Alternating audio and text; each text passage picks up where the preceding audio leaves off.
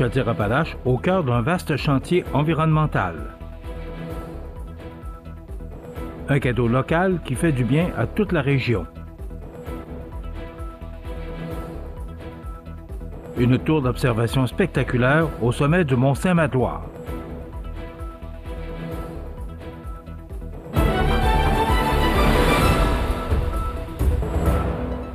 Mercredi 12 novembre 2025. Bonjour mesdames et messieurs, bienvenue à votre bulletin d'actualité sur le réseau de télévision CEMA TV. Le Conseil régional de l'environnement Chaudière-Appalaches, CRECA, vient de compléter une série de sessions d'information dans le cadre d'un important processus de concertation visant à recommander au gouvernement du Québec la création de nouvelles aires protégées sur le territoire. Entre le 15 septembre et le 29 octobre 2025, 7 rencontres ont été tenues, une pour chacune des tables locales de concertation mises sur pied par la MRC des Appalaches, Beauce-Sartigan, Bellechasse, Des-Échemin, Montmagny, Lillet et Lotbinière. Ces tables auront pour mission d'évaluer le potentiel des 13 propositions d'aires protégées reçues pour la région. Ce mandat découle du Plan Nature 2030, une initiative ambitieuse qui vise à protéger 30 % des milieux continentaux et 30 % des milieux marins du Québec d'ici la fin de la décennie.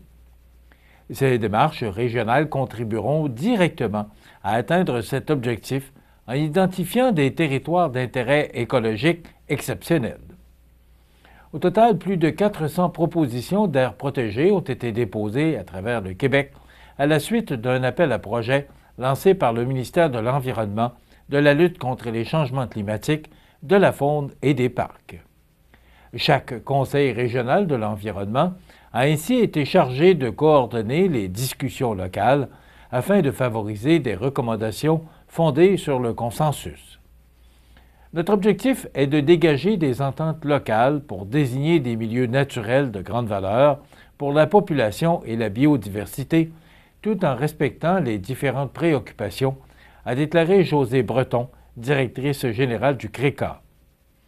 Le ministre Bernard Drainville souligne, pour sa part, l'importance d'impliquer les acteurs locaux. Nous avons besoin de l'expertise des municipalités, des MRC et des communautés autochtones pour cibler les initiatives les plus porteuses pour la nature et les citoyens. Le projet, financé par le gouvernement du Québec, se poursuivra jusqu'en novembre 26, alors qu'une recommandation finale sera remise au ministre. Cette étape marquera un jalon majeur pour la protection de la biodiversité en Chaudière-Appalaches et pour tout le Québec. La boutique de Noël en ligne de Tourisme Chaudière-Appalaches est de retour pour une 6e édition, invitant les Québécois à offrir des expériences locales porteuses de sens. Jusqu'au 21 décembre prochain, cette plateforme unique permet d'acheter des cartes cadeaux échangeables dans plus de 100 entreprises touristiques de la région. Hébergement, attraits, restaurants et artisans, tous profitent de cette initiative qui soutient concrètement l'économie locale. L'an dernier, près de 9 500 cartes cadeaux ont trouvé preneur, permettant à des milliers de personnes de vivre des moments inoubliables dans 114 entreprises régionales. Cette année, Tourisme Chaudière-Appalaches vise haut avec un objectif de vente de 2 millions de dollars, symbole de la vitalité et de la solidarité des consommateurs envers leur territoire. Offrir une expérience locale, c'est bien plus qu'un cadeau.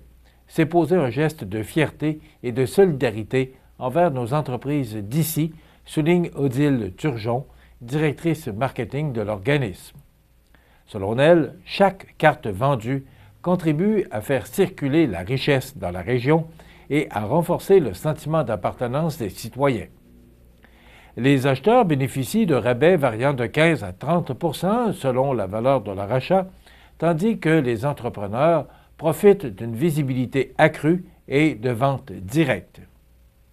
Depuis 2020, la boutique de Noël a su créer une tradition de générosité mettant en lumière des entreprises qui misent sur l'expérience et la qualité.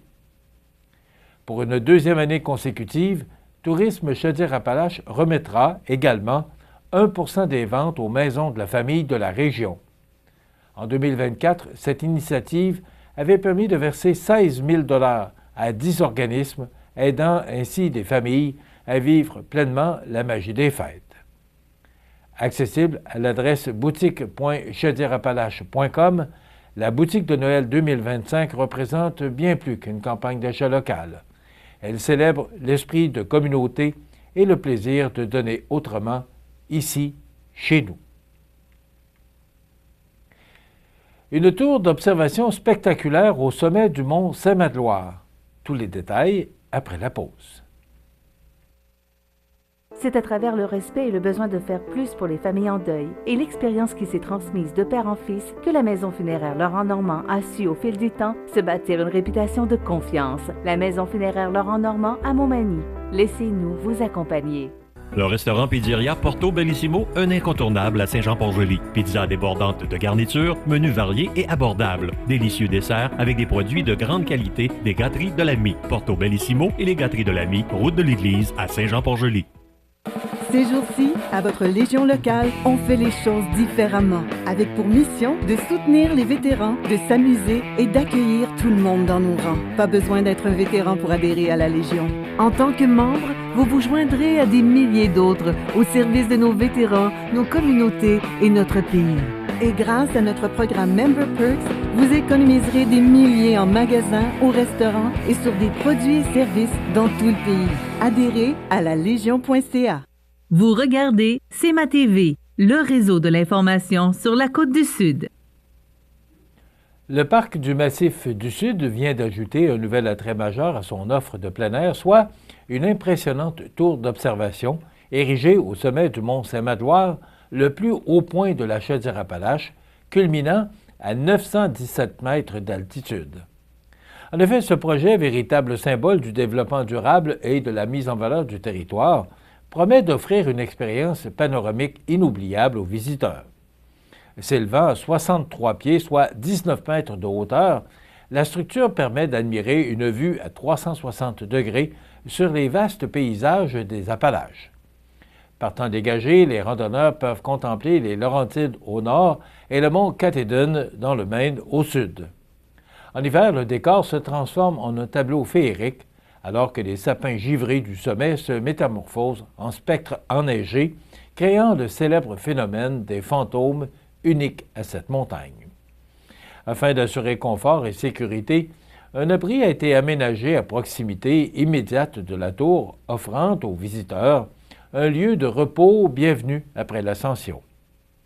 Pour Jean-François Préfontaine, directeur général du Parc du Massif du Sud, cette infrastructure va bien au-delà d'un simple belvédère. La nouvelle tour du Mont-Saint-Magloire est une expérience immersive. Elle permet de mieux comprendre et d'apprécier la richesse naturelle exceptionnelle de notre région. Cette nouvelle tour d'observation représente un investissement total de 785 000 $, dont 603 200 $ proviennent du Fonds Région et Ruralité par l'entremise des MRC de Bellechasse et des Aides-Chemins. Ce soutien financier souligne l'importance du projet pour le rayonnement touristique et économique du territoire. L'accès à la tour se fait par le sentier du Mont-Saint-Magloire, un parcours exigeant de 13,9 km quand même, avec un dénivelé de 641 mètres pour une durée moyenne de 5h30. En hiver, les motoneigistes peuvent aussi y accéder pour profiter du panorama grandiose. Le parc du Massif du Sud invite la population à venir découvrir ce nouveau joyau naturel et à planifier leur visite sur le site massifdusud.com. Cette tour d'observation s'impose désormais comme un incontournable pour quiconque souhaite contempler la beauté des Appalaches à son apogée. Au Québec, les autorités serrent la vis aux conducteurs de véhicules lourds. En effet, durant le mois d'octobre, plus de 1600 camions ont été interceptés à travers la province dans le cadre du plan de surveillance des véhicules lourds 2025-2026, une vaste opération menée par les services de police en collaboration avec Contrôle routier Québec. Le résultat est fracassant. alors que plus de 2000 constats d'infraction ont été remis jusqu'à maintenant. L'objectif de cette initiative est clair, soit celui d'intensifier la surveillance, prévenir les comportements à risque et rappeler l'importance du respect des lois et règlements qui encadrent la conduite des poids lourds sur les routes du Québec.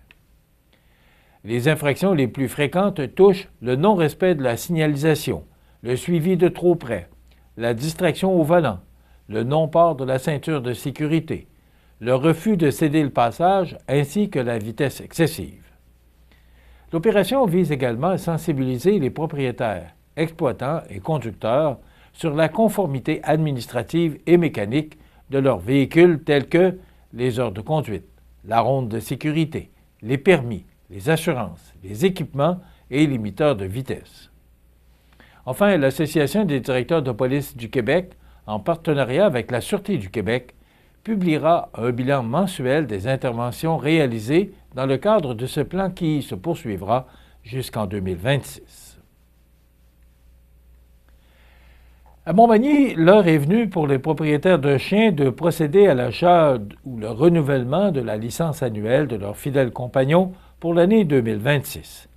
Une démarche obligatoire selon la réglementation provinciale, mais aussi bénéfique pour la sécurité, excusez-moi, donc je disais pour la sécurité et le bien-être des animaux sur le territoire manimontois.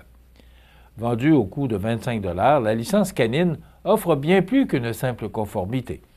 En plus de contribuer à une meilleure gestion de la population canine, elle permet aux détenteurs de profiter de rabais exclusifs dans plusieurs commerces partenaires de la région, dont l'Animalerie Montmagny, l'hôpital vétérinaire et le service des loisirs, de la culture et de la vie communautaire.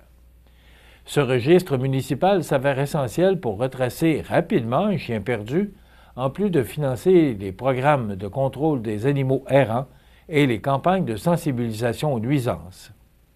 Ainsi, la Ville rappelle qu'il s'agit d'un geste à la fois responsable et utile pour la collectivité. Les citoyens peuvent, dès maintenant, se présenter à la réception de l'Hôtel de Ville situé au 143 Saint-Jean-Baptiste-Est afin d'effectuer le paiement de leur licence pour 2026 et bénéficier des avantages offerts. Pour obtenir plus d'informations sur la réglementation municipale entourant les animaux domestiques, il est possible de consulter le site web de la Ville à ville.montmagny.qc.ca/chien ou de communiquer avec Emmanuel Foran, superviseur au permis et aux inspections au service de l'urbanisme et du développement durable de la Ville. Enfin, Mme Myriam Côté, présidente du conseil d'administration du CPE Le Farfadet, et Mme Mélanie Lacasse, éducatrice qualifiée, ont reçu un chèque de 950 $ remis par M. Christian Drapeau, vice-président aux œuvres du Club Richelieu-Montmagny. Ce montant reçu servira à financer des activités sportives et culturelles aux petits farfadets qui fréquentent le CPE, ainsi que pour certains équipements récréatifs. Le montant octroyé provient d'un bingo spécial réalisé en faveur du CPE Le Farfadet de Montmagny.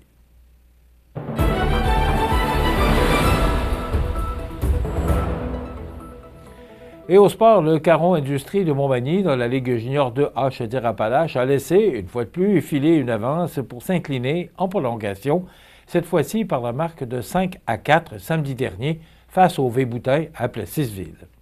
Les marqueurs pour le Caron Industrie sont Vincent Boulay, Charles-Étienne Lemelin, Brian Chabot et Jean-Christophe Coulombe. Et les prochaines rencontres de l'équipe manimontoise seront présentées vendredi soir à 20h40, alors qu'on pourra reprendre la revanche du côté de Plessisville, et dimanche 17h à l'Aréna de Montmagny pour la visite de l'équipe de Saint-Georges. Voilà ce qui complète votre bulletin d'actualité de ce mercredi 12 novembre. Dans un moment, les prévisions de la météo et l'état des routes.